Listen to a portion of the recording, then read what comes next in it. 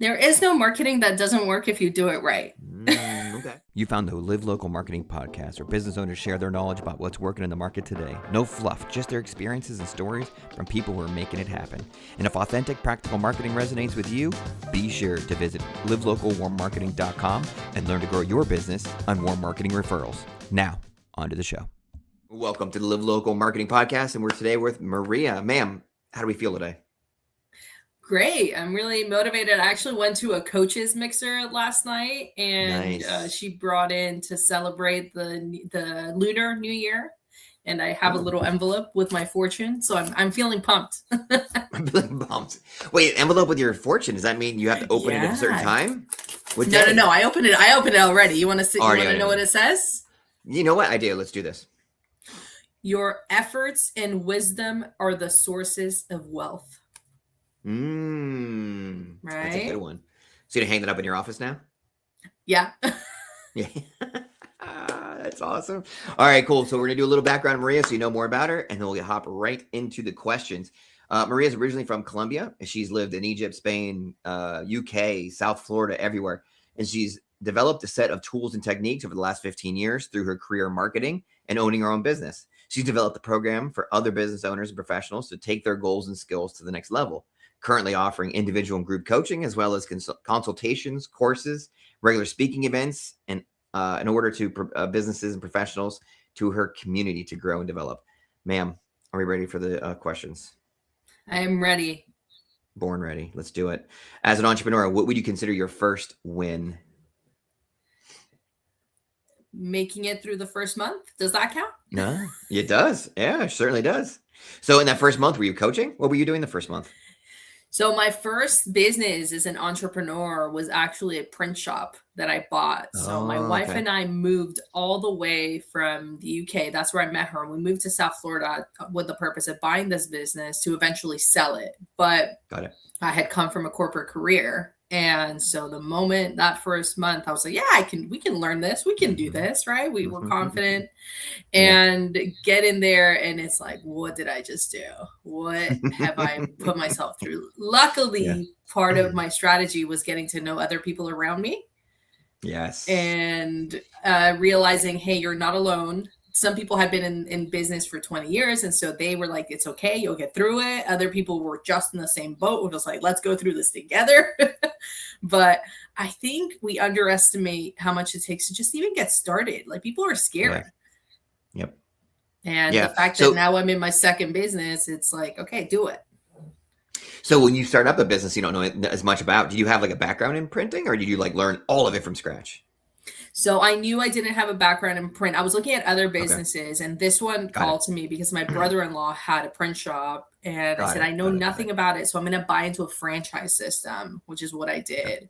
And then I learned a lot from that. And when I went to launch the coaching network, I said, I don't need the franchise anymore. I know enough about running a business that I can just have the structure and run my own business. So when you, all right, so you had to prioritize, right? Because you're trying to get clients at the same time learning how to do the print business. So how did you prioritize that? Or did you make it like one day this, one day that? Like, how'd you figure out the time required, you know? It was trial. Like I didn't know. Good. I didn't know how long it would take to go get clients, how long meetings, within the first quarter, I was so close to burnout that I was like, Yeah. this is Okay. not sustainable. And I always tell the story and I laugh now, but it wasn't funny then. And my wife one day walked into the office and I was under the desk, like in tears because I had spent all day pulling wires from the walls because I had bought an existing What? business and Yeah. there were things that weren't plugged to anything. So I said, I'm just going to pull the wires. It'll take a couple hours. Like that. No, it took all day. I found like 3 fax machines. I'm like, what is all this? That is crazy. That is crazy. All right. So let's shift then. What do you, after all this experience and all the things you've done, what would you consider your best habit to be? Well, a quick break before we get to that next answer, because I know that answer is going to be brilliant, which is why I chose this moment to interrupt. If you love what you're seeing and you want to run your business off of warm marketing referrals, visit our website, livelocalwarmmarketing.com. It's got valuable resources, office hours, memberships, the book, an array of resources to help you get rid of cold calls, cold leads, door knocking, and run a business you can be proud of through referrals and warm marketing. Now, back to the show. I think it's realizing that when something goes wrong or when something goes right, is taking the time to step back and say, why did that go wrong and why did that go right? Okay. Because a lot of the time we get stuck in the, oh my God, this went horribly. Let me fix it. Let me fix it. Thank God that's over. And then we forget about it. And it's like, well, why did that happen? Let's learn about that. And then the same applies to, I just closed this client. Oh my God, excellent client, best fit ever. But then we don't think, where did I get them? What did I say to them? What made them close with me? And it's really analyzing that. Like, I think the habit is that taking that step back when something goes terribly wrong or something goes extremely right, and having that sort of that data, I like it, to analyze how to move forward. Do you do that like per week, or is it just after every transaction, after every situation? Like if you did it weekly, is that your strategy to reflect on how things are going? I have it. It's like my strategic time. I have it timed, but if I try and do it immediately after it happens, because otherwise recall. But if I don't have the time, I know that I've set the time. So if something happens and I'm really stuck in that problem solving or that, high, and then I have to go to a lunch or something, right? Then I know I have the time, but I'm not set to that time. And if I do have the time right after, then I'll make some quick notes. I usually send myself an email so that I've written it down. And then when I get to my inbox and I read that, I'm like, okay, okay. So that's what happened and it's in there. So in that same vein though, do you set time to go back and look at those old scenarios? Because if you're taking the time to reflect on it, you probably should take time to go back like years later and see like what happened during this period. You know what I mean? Like you ever take that kind of stance? Yeah, so I usually do that like once a year. I'd like to be able to do it once a quarter, but to be honest, it's so close sometimes, some of the things that I want to just focus on the now, and then I can do the once a year recap. If I could do the once a quarter, have you read the 12-week year? I have, yes. Yeah. Yeah. So I think it would be helpful. I haven't structured it at the time. So maybe that's a goal for this year. Maybe going back through those things. Oh man, we're marketing as we go through the podcast. This is great. We're business planning. We're doing all kinds of things today. This is awesome. All right. So when you sit down with clients and you talk about their business, what is a truth in marketing that you wish more of your clients knew before they met with you? Like about coaching or just in marketing in general? Just marketing in general is fine. A truth that I wish they knew is that not every client is their clients. And a lot of people come in with that scarcity mentality and they want to take on every client. And unfortunately, if you do, you're going to waste your time. You're going to get a lot of, what's that saying? Champagne taste on beer budget people. Yes, yeah, that's right.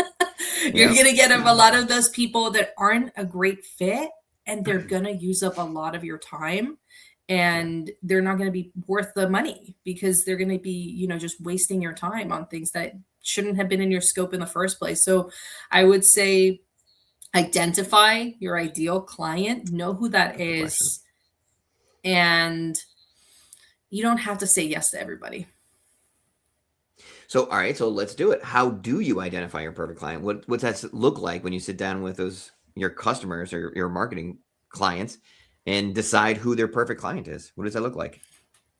I have a referral partner that I met. I'm going to say I met her like 2 years ago, and I went through her program last year. And now, if a client is able to afford it, it's very affordable. I think it's $250 for the do it yourself and $500 to do it with her. And it's a program that you can do yourself, but she's got it set out. And basically it's just asking for feedback, asking people, what do you want to consume? What are you listening to?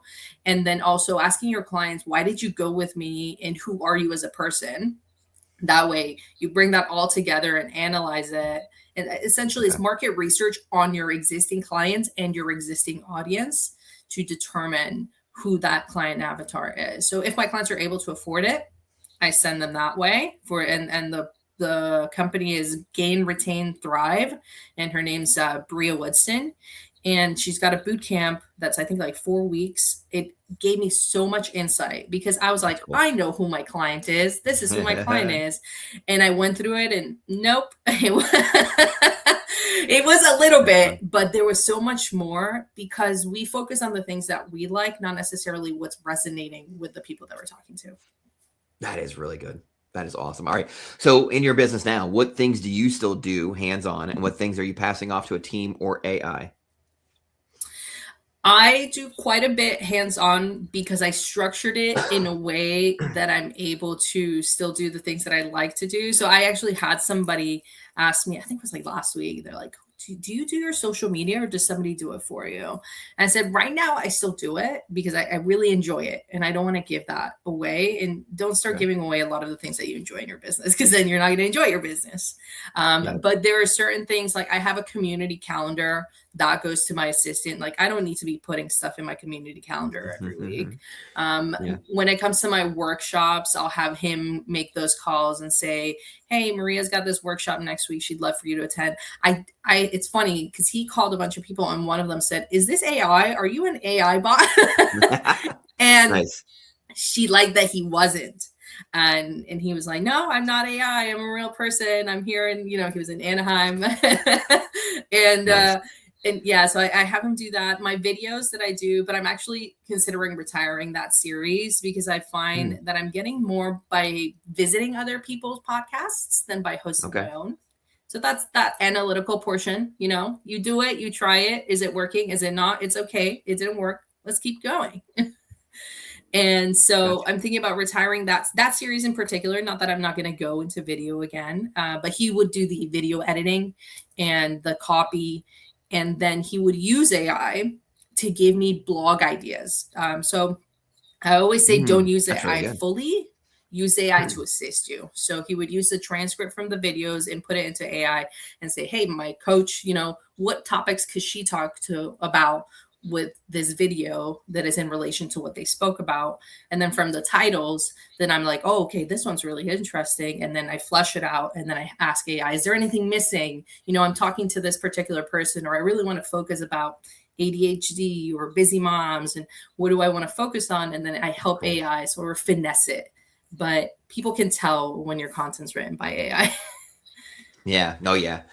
It has all the crazy phrases and it's still like, it's very readable. Like you can definitely tell.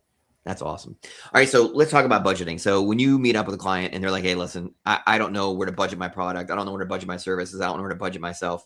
How do you have the conversation? How do you kind of determine the value of certain services? What they're charging or like to budget for me? Let's do them first. Okay. Yeah. So what they're charging, obviously it is a value proposition. So you do have to do some market research. What's out there? What are people? Because your products or service is only worth, and it's like a house, what somebody's willing to pay for it, right? You can list your house for however much you want, but if somebody's not willing to pay for it, that's not how much it costs. And it applies the same in business. And there's people out there already doing the things that you are. So go research, figure out, what are they charging? What are people paying for? And what makes them different from what you're offering? Are they offering more than you? Are they offering less than you? Could you price higher because you're offering more? Do you have more experience? Were you in that particular industry for an extended period of time that you have the expertise and they don't, so you could actually charge higher? So look at what the market's telling you that people are already paying. And then don't be afraid to change your prices. Hey, let's say you release something and you get insane demand. Okay, maybe it's worth more than you think because people are willing to pay that fast for that. Cool. Maybe you can increase it a little bit. And if you put it out there and nobody buys, it's like, is it too expensive? Ask people.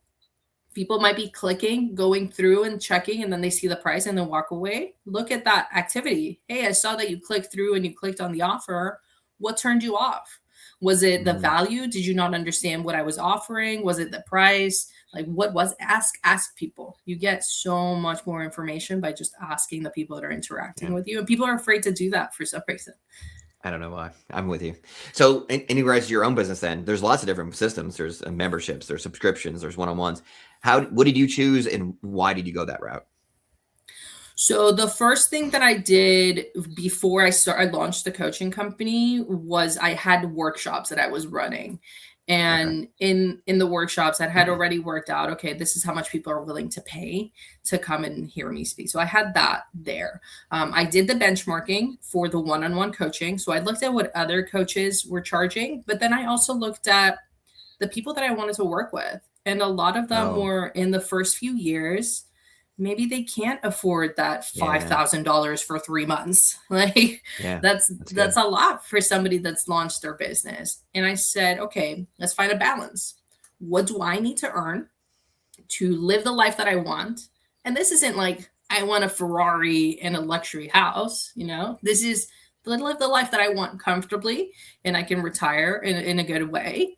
And then what can they afford realistically? And I found a balance there. I did adjust my pricing about 18 months ago, and it's been going very well for my one-on-one coaching, made it slightly more affordable, and I introduced a group coaching portion where it's Oh, only cool. available to people that are on the one-on-one program. So it's like a bonus, and I added the value. So I said, here's an additional value add to justify this cost that you're paying. And for my packages, I benchmarked. I looked and I said, hey, I Yeah. asked other That's good. coaches. I had another coach that I worked with, and I said, hey, what do you guys charge for your packages? People Yeah. are willing to share, especially if you ask the people that are not in that scarcity mentality and they're in that abundance mentality. They're like, Yeah. nobody's competition. Here's my packages. That's good. That's a great answer. And a lot of people that are thinking about starting their coaching business, that was an amazing answer that they can really work with. Talk to us about a strategy, a marketing strategy that you used to use, but now you don't advise it anymore. Really doesn't work. Put it off to the side. ROI is not there. There is no marketing that doesn't work if you do it right. Okay. All right, let's do it. Okay. There is no marketing that doesn't work. Okay. What you need to understand is who is your client and where are they? Okay. And that is very key. That is very key because if you are trying to reach Gen Z on Facebook, good luck. But if It's you're good. trying to reach boomers and millennials, hell yeah. Yeah. And the same applies for mailings. There's people that still love getting that letter in the mail, but are you just sending a generic? I was just talking to a client recently about that, and it helps that I was in the print industry, but you're just sending a generic postcard, yeah, they'll look at it over the trash and they'll throw it out. But if you Yep. send something that looks like a wedding invitation, hell yeah, they're going to open that. But you need to Yeah. invest in what your print. You need to know who your clients are, and then invest in that in a way that's going to resonate with whoever's seeing it. I've done door to door for business Mm, coaching and for print, and it's worked for both. I've done cold calling for printing and coaching, and it's worked for both. And it just depends on the messaging and the person that you're trying to. So you need to know your audience. I'm not going to say the same thing I say to a lawyer as I do to a hairstylist. yep. And True. age differentials, all the things. Knowing your audience and your messaging is key. And then data. So knowing what's working, you need to track what's working, what's not working, what groups are good for me, what groups aren't, what strategy has the best ROI so I can spend more money there. And I always say amplify. Don't try more, amplify and make sure that you're making the most out of the ones that are really working. So when you pull the data back, I'm sure you're using a variety of data. You're using like clicks, likes, all the different things. Are you, or is there like a favorite go-to data source that you like? I personally have my own that I pull. I pull the reports that I can, but I used to be in data analysis and Okay. statistics. So you have a So cheat code. yeah. So I pull my own on a spreadsheet, but I think it doesn't really matter how you it doesn't matter how you analyze it. It's more about how you collect it. Okay. Because what you want to have is you want to have the data that you need in order to then make the analysis. What does Okay. that mean? As simple as in a lead form saying, where did we meet? How did you hear about us? What drew you to this offer? What are you hoping to get out of this call? Questions at the beginning onboarding stage are key to Mm, understand where you're getting that return. It doesn't have to be qualitative data. It can be quantitative and mm. qualitative. So it doesn't have to be numbers. It doesn't be like engagement, comments, likes, number of returned emails, clicks, percentage of open rate. It can also be a, hey, we met, you said X, Y, and Z, and that's why I chose to buy. Okay, that's good. I'm gonna do adjust some of my marketing now because now I've got ideas. All right, so these days you can easily do all the things. You have AI helping you out. You can tackle a lot of stuff, which has caused a lot of this burnout, which is a new trendy phrase. How are you avoiding burnout? What kind of things do you do to kind of recharge and reflect? Yeah, I think the burnout comes from trying to achieve other people's dreams and goals. That's good. As much as you can benchmark and you can research and you can look at what other people are doing, what they're charging, how they're growing their business, where they're going, they're not you, and your circumstances are different from other people. So you need to have a little bit of self-awareness. You need to be mindful about the choices that you're making and always ask, should I be spending my time on this? Any activity that you're doing, this podcast, should I be spending my time on this? The answer was yes, which is why I'm here. Right? That's right. That's right. Everything that you're doing, there should be some analysis that says, should I be replying to this email, or should my assistant be replying to this email? Should I be doing my bookkeeper, or should I be hiring a bookkeeper? Do I need to develop my contract, or can I just pay a business attorney to do that? Everything that you're doing in your business, there should be a question. I always say use AI to enhance. It is never going to replace that human connection. So don't be overwhelmed like, oh my God, I'm late to the trend. Yes, people using AI are going to be able to surpass you faster. So learn, but don't feel like you're being there. That human connection is still there. And people are turning away from AI, like AI generated content. And they want that, that person getting the phone call. Are you AI? Because if you are, I'm going to hang up. That's funny. We have to start our conversation with, "Hey, this is Billy. I'm not AI." And so you have to start leading with that. Yeah. There you go. Yeah. So how do you avoid, I guess, self-reflection and just and that habit that we spoke about earlier about the successes and the mistakes that are happening and the errors, that actually helps because it's like that self-reflection portion. And sometimes you're like, should I have been doing some of the stuff that I did when that mistake happened? And that self-reflection really helps. That is awesome. All right. Sounds like you have constructed a business around the life you wanted to live, and then everything else just kind of goes with it. And then you've, cut the stuff you don't want to do, and you keep doing the things you love to do. And that's really seems like it energizes you throughout your coaching business. Let's do you did the outro. You're going to talk about your business, where people get a hold of you, especially if they want some coaching help or some marketing help. You are the person to go to. There you go. Have at it. Awesome. Thank you so much. And thank you, Billy, for the opportunity today. Hi, everybody. Absolutely. My name is Maria Medina. I am with the Coaching Network. I'm a business and networking coach. So I'm here to help you build structure for your business so that you can build a business that works for you and not a business that you work for. I really love working with marketing professionals because you're super creative. But hey, running a business, maybe it's not your forte. I enjoy doing that, as well as working with ADHDers. I'm currently working on my ADHD coaching certification because I find that a lot of entrepreneurs, if they haven't been diagnosed, they do suffer with a lot of traits. And I want to help my clients to the fullest. So I want to be able to help them in ways that they can be productive without being too hard on themselves, because that's usually what happens, and avoid that burnout by leaving everything to the last minute. If you want to reach out to me, it's thecoachingnetwork.com is a website, or you can email me at info@thecoachingnetwork.com.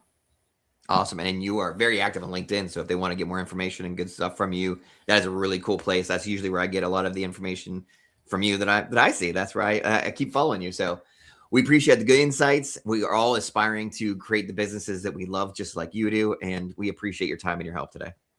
Thank you again.